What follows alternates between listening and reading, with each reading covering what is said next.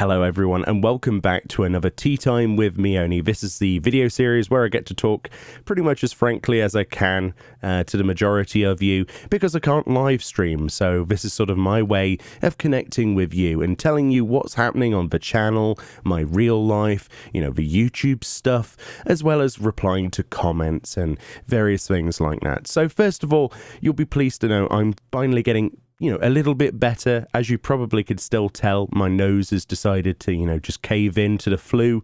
I went out to Germany. I came back with the super flu. Everybody now, over 2 households now have my cold. So I think I've successfully spread the plague. I am the plague bringer. I'm going to be wearing my plague bringer set at the end of the day. But yeah, I am slightly getting better. My immune system is kicking in. I am doing everything possible to try and bring back, my normal voice instead of this sort of nasal Marge Simpson sort of situation that we're in. But yeah, so what's been happening? Oh my goodness. So since 5.1 went live, and indeed 5.11, we've had the Ishgard restoration. You've seen my videos on that. You've seen my thoughts on that and how they dealt with the situation of cross-server implementation of that. Yeah, apart from that, we've had some really interesting times in the game. I've been loving collecting all the new minions. I'm working on the emotes, the hairstyle, the glamour. All of these videos are still to come. They'll likely come out next week or the next couple of weeks. It really depends on how easy I can go and farm for all of the materials and then turn those into collectible synthesis items and get scripts. That relies on me really going quite hardcore into that, and usually I don't really spend that much time crafting and gathering, so this is going to be really unique for me, and I have slightly enjoyed it. I say slightly because there are some parts of it where you're like, I want to kill myself. But then when you discover things like the button where you can tick that and it will gather all of the items at once, without you having to click repeatedly, is a godsend for gathering, especially for the botanist. Oh my goodness. When I discovered that was in the patch, I don't know how I'd forgotten that was in the patch. I don't know what I did without that. It's revolutionized the way that I approach gathering for sure, and I'm in love. But yeah, it's a steady progress. I'm enjoying Ishgard restoration. So last week I actually went to Germany, as I said briefly, and that was for the Gameforge event. So Gameforge are a company, if you don't know, that make publish games in the West. And one of the games that they are publishing that came out yesterday is Kingdom Under Fire 2. I did a brief video on that. I do have plans for more. It's just I didn't want to look or sound incredibly unprofessional, sneezing and coughing all the way through a video of that size.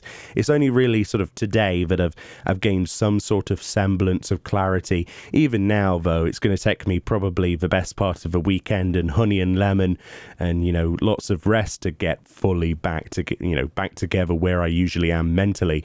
But I'm enjoying it. I've been keeping busy with YouTube videos. A lot of people told me not to do YouTube videos, not to stress myself out, not to actually, do any work, basically. Just enjoy yourself. I think anybody who can afford to take a week off like that deserves basically everything that they've made it in life. I can't afford to do that, nor can I really want to do that. It feels really wrong. Every day where I don't upload a video, where I have my 5-day scheduled sort of videos, if I don't have something on one of those 5 days, I get itchy. I get really sort of apprehensive, and that's a good feeling to have because that's the commitment and the sort of attention I have towards this content. I love making it, so it's not really, I know it's a job at this point, but it's the best damn job I've ever had in my life, and I'm loving every moment of it, and I'm learning and adapting as we go. It's a slow process. I know some of my videos are questionable, especially the creative side, but I'm trying things out. I'm testing the waters. You're never going to get completely bored with me because I'll get bored of something eventually, and I'll make something completely ridiculous, such as my Machinima series. I'm having a lot of fun personally, but I'm feeling slightly better, like I say. So Germany was absolutely incredible. We went to Berg Reichenstein, I believe it's called, which is over at Bingen, so like near Bingen in Frankfurt, that sort of area. On the Rhine, basically. We stayed in a hotel. It was all paid for. Yeah, I have a few things to talk about that. The travel organization up until that point was very worrying. At one point, I was faced with the taxi driver not waiting for me 5 minutes after I got off the plane. And so I thought I would have had to try and fork up money and then try and navigate my way to this hotel that I honestly didn't know where it was on my own. But thankfully, Gameforge and the Uber strategist people actually came through for me and did help me out. But I don't know. That night was quite an interesting situation, but the actual castle event was incredible. The organization was amazing. If you've seen any of my social media pictures, then you've no doubt seen what I got up to. There was fire breathing, there was all sorts of things. There were falconry, so we saw some hawks. A bald eagle flew by. Some of us got to have that on our arm. I unfortunately didn't have the time to do that. We had interviews and stuff as well for the actual game. So it wasn't just the game and playing it for an hour and a half, which I managed to do, which I really enjoyed, but there was lots of other things as well. And of course, they wined and dined us in the evening with a nice meal. Yeah, it was a pretty good couple of days, but it was very hectic. There was a lot of travel and there was a lot to fit into basically one day of activities. And the rest was pretty much just travel and sleep. So you can imagine, with that sort of travel, the people coughing on planes, that's probably why I got what I got. And it was a really killer flu. I'm not really sure I should have been doing the videos I was doing, but I didn't want to just lie down and be defeated. I think I'm not that sort of person. I used to be that sort of person. I used to just lie on the sofa for like 3 weeks and never really get properly better and just sort of watch movies. I can't do that anymore. I've got too much sort of interest in not lying around. I know that sounds really bad, but I'm always sort of interested in doing something. I've got to keep my mind busy, be that creating videos, talking to you guys, or just playing the game, grinding something, working towards something. I have to do it. And that's just, unfortunately, that sort of gamer mentality within my brain. Sort of everything is now a game, so I have to work hard to get it done. So yeah, that was deep. That was deeper than I was expecting to go down, especially at 12:46 on a Friday when I'm absolutely shattered. So yeah, it's been an interesting couple of weeks.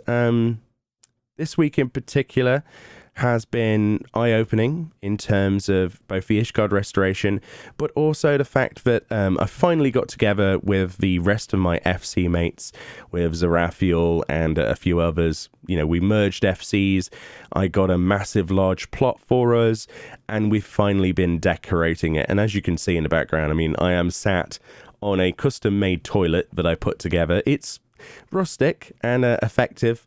I'm not really sure. I wasn't really sure if I wanted to sit on a toilet for this episode, but somebody did point out that I would get the views from the very confused people, the pervs, and the normal people who will find it funny. So I was like, yeah, that'll work. I'll probably do that as the thumbnail as well. But in general, we've sort of slightly decorated the house. There's a massive work in process, sort of in progress rather. I'm not sure why I said process. But if you do want to visit this, then there will be all of the information in a pinned comment or the description below. I can't remember the exact word right now whilst I'm talking to you, so I'm not going to pretend I know. I'm just going to write it down for you. But as you can see, we've decorated parts of it. Upstairs we have a chair room, which is sort of like a FC meeting room and event room. We have stuff on the other side, a library, which Rose, my girlfriend, has been working on. The ground level, we've got this beautiful foyer, and also downstairs we have a toilet and a bathroom, which I worked hard on, and using various placement glitches that you can see on videos on the channel. I use those. There are a few others I do plan to make videos on as well. There are a few other glitches that are quite interesting that I discovered, or at least sort of rediscovered from Japanese forums that I can show you, which are quite exciting. The possibilities are quite endless in that regard. But as you can see, I had a lot of fun. And also, I've got my own my very own personal sort of preview room. So obviously, if you've seen my private room in the estate was getting a bit laggy. I had too much stuff in there. I'd filled the inventory, I'd filled the placement, the storage, everything with housing items that I'd sort of acquired over over time. I've sort of repurposed those, brought them into the FC house, allowed people to place them where they want, where, you know, we're still cycling in stuff where we've got a very small limitation to work with. But obviously, if something looks amazing and it's from an event or something I've worked hard on, it saves people spending lots of gil to get it. So in many ways, my housing videos have made this decoration much easier. And my little room at the end here, it wasn't my idea, but it is a brilliant idea. It's going to allow me to preview items, just plonk them on the floor, record them, have less lag from having so many items displayed at once, and then, you know, I can put them wherever I want in the house. I'm liking this system a lot better. The large house is just fantastic. I don't know how I dealt with the small as long as I did. And yeah, everybody in the FC is getting involved. It's such a beautiful community we have here on Ragnarok in Heaven's Shadow. If you do want to join the FC, you're totally able to do so if you play on Ragnarok, or if you want to make an alt, just join in. You know, there's plenty of room and we're always open to people joining in. I am actually planning to do some in-game events, like some viewer runs. I know that's usually like what streamers do, but I don't have that luxury, but we can still organize something. So I do actually want to make a Nier Automata raid. I will have the details in a separate video for that. I want to do an alliance raid with Namazu or Nier related outfits only, and we're going to be doing that with the entire community, my entire 777 whiskers, which is what I call my followers of this channel. I'm going to invite as many people as possible. We're going to fill an alliance raid full of Namazu head themed people, or Nier themed, or a mix of the two for bonus points, and we're going to go in there and absolutely decimate the Nier raid. And we can run that repeatedly because there are lots of people who still need the 2B glamour crate. And, you know, if it's 24 people, we run it 24 times. Everybody gets a crate if they need it. So that's something we can do. And I'm looking to do that next weekend. This will likely be on a Saturday after 8 p.m. So, you know, that's British time. So if you want to take part in that I do have a fellowship in the game, and I also have a link shell. If you join the fellowship, which is called Meoni's Fellowship of Awesomeness, on Chaos Data Center, then you can basically be a part of that. I can't guarantee you a spot because we already have over 100 people in the fellowship, I know, which is absolutely nuts, but I want to sort of make sure that everybody gets a chance. Eventually, over the next few weeks, we're going to start doing viewer runs. Not just the Nier raid, we want to do the 4-player extreme stuff. We want to get some mount farms on the go. We can split into multiple teams. It's going to be glorious. I've always wanted to do this with a community, and I want to give back so much more because all of you watching, some of you who play on Chaos Data Center, have always, said, oh, I'd like to play with you at this time. I'd like to do stuff with you. Well, this is your opportunity. Patreon or not, it doesn't matter. Come and join in and enjoy yourself. Because at the end of the day, that's what this game's about. It's making the most out of the community. And that's what we're going to do. So apart from that, that's pretty much all I had for today's tea time. But we do have a couple of points to reference here.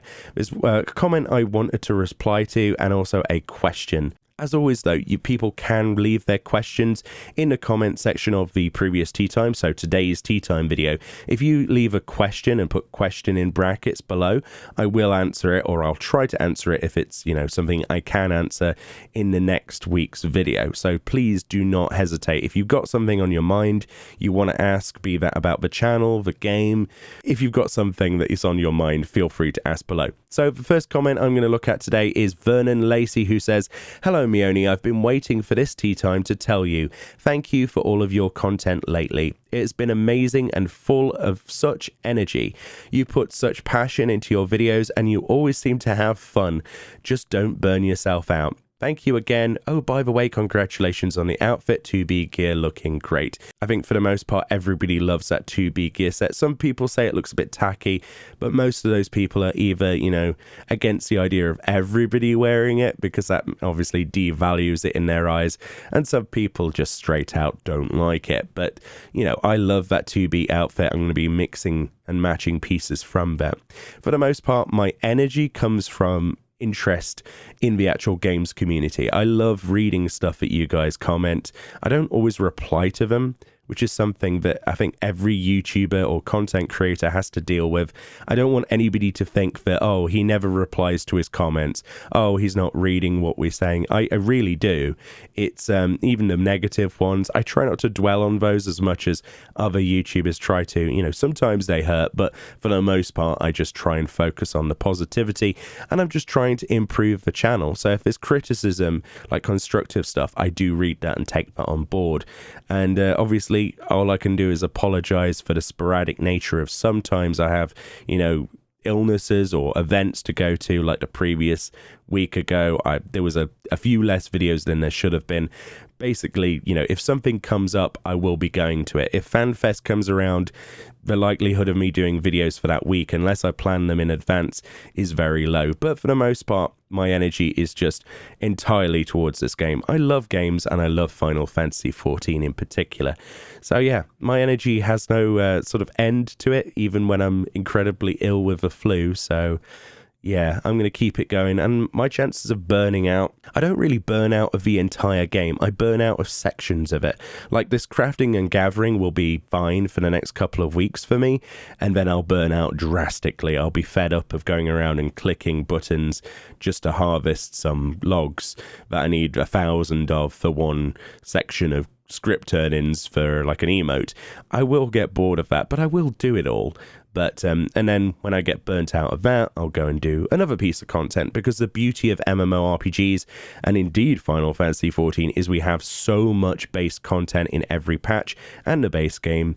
There's always something for me to do, whether that be that beast tribes, be that raids, be that progression, be that you know, raids I haven't done yet, like the ultimates. I want to try and do those at some point.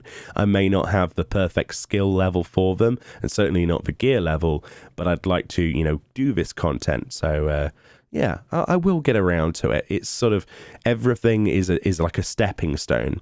And every time one of the stepping stones sort of sinks a little bit in interest, I jump to one that's slightly higher. And that's pretty much how I play this game. But thank you so much, Venom. I believe I butchered your name the first time. Venom Lacey, thank you for your comment. It's really nice to hear that.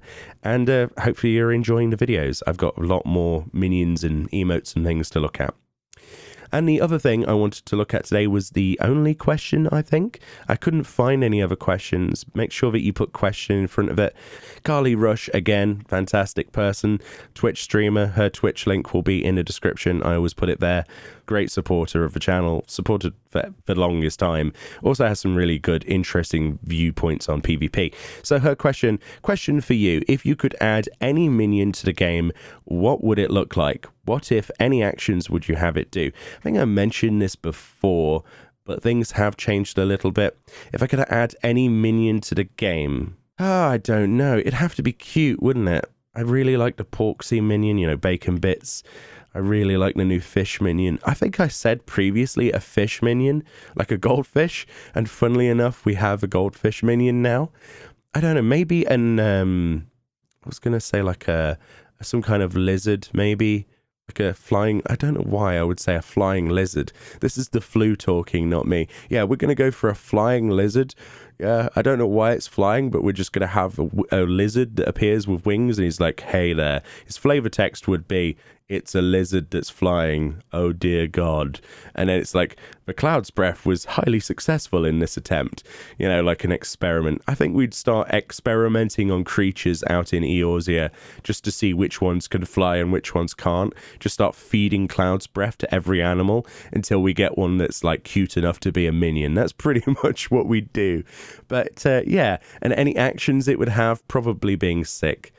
From all the Cloud's Breath we've been feeding it. So hopefully that answers your question. This is not normal Meoni, this is ill Meoni, giving you the honest thing that came to my mind first. So thanks, Carly.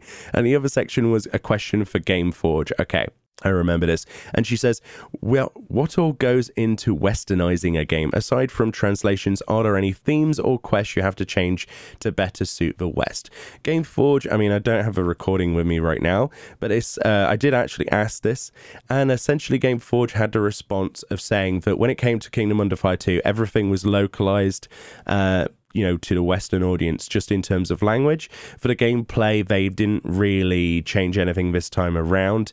However, a lot of the cash shop things they did talk about. They said that the Western market is less appreciative and less responsive to paying money for progression items. So the more progression you skip for a cost, the less likely a Western audience is going to be involved. So they sort of approach this with adding troop types to the game that you can obtain normally through gameplay, but to speed up just the start of the game. They didn't want to add anything that would break the latter part of it or speed up chunks past that first sort of tutorial section. So essentially you just get those troops earlier, they're slightly better, and they last for like 10 levels or something, and then you've got to swap them out. But they wanted to make sure, especially in one of the other questions I asked about the cash shop and if you could buy power, they went on record. I do have a recording, I need to fish it out basically from my phone, where they specified they will not have any semblance of power that you can purchase with money on the cash shop. And that was the biggest thing for me. Apart from that, it's pretty much the same sort of game. They spent $80 million apparently on creating this version of the game, or in total, I forget which it was. But yeah, they're really stoked about a Western release. They said that as much as it's only PC at the moment, they have plans, if the popularity increases, to think about a console version of that, which is quite exciting. Yeah, in general, not much has changed apart from the cash shop. And I think that's, for the most part, if you look at Korean developers when they're publishing their games over here with Tryon Worlds or Gameforge or, Bluehole Studios or whoever it might be, they will publish a game in the West, like especially America and Europe. They will publish that game primarily with a toned down cash shop, because if they don't, then people will just not purchase it.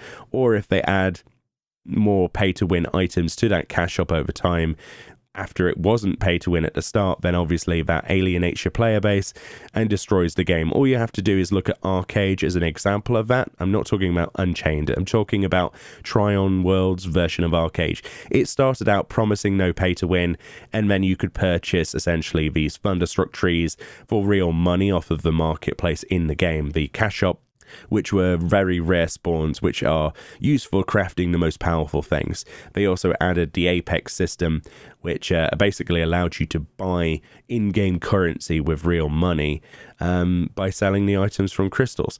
So yeah, there are great examples of how this has terribly just destroyed our view of like Korean and Eastern video games, which, where in those territories it's much more sort of acceptable to have those pay to win items because they have less time to play the game, or they spend a majority of their gameplay time in a internet cafe where they have limited time again. So they swipe a credit card, they pay a small amount, much smaller than what we pay, bear in mind, to actually progress their character a little bit. So they feel like they've accomplished something in that smaller amount of playtime. They're not like in the West, for the most part, where we just play the game as soon as we come home from work all night until the next day when we have to go back to work. For the most part, I think it's just the cash shop. Obviously, localization of the language and, voice acting. For the most part, in the build I played, there was lots of Korean text everywhere and Korean voices. I was told that there shouldn't be any Korean text anywhere, but the likelihood is there'll still be Korean voice stuff in the background, which unfortunately is just a process of trying to fund all this stuff. Final Fantasy XIV is a very unique game because it's built in Japan. It's made for Japanese people, but it's also made for everyone else worldwide, and their localization team cannot be beaten. I don't know how else to explain it. The voice acting, the fact that, the small characters that say their lines, that wouldn't exist if it wasn't for Square Enix's dedication, and it's very unique. There's not really many other games that were made in the East that go through the same amount of trials and tribulations to perfect their game, and it really shows. But yeah, Gameforge's Kingdom Under Fire 2 is a good game. It's certainly something I will be making more content on to see what, the end game's like, so stay tuned for that. That's pretty pretty much all the time we have this time around for Tea Time with Meoni.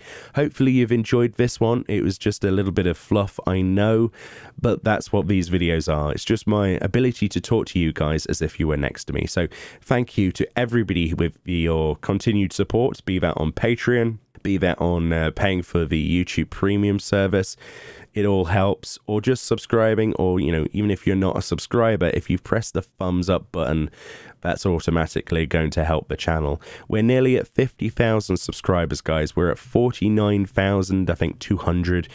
If we can get to 50k, we'll have a massive giveaway. I know that's not the incentive every time.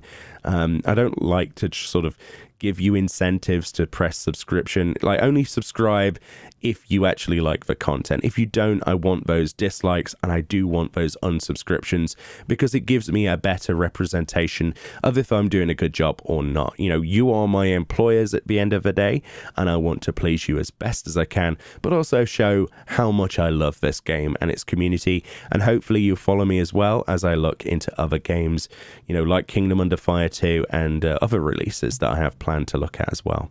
So thank you all kindly for watching. If you do have questions, leave them below for next week, and I'll see you all next time.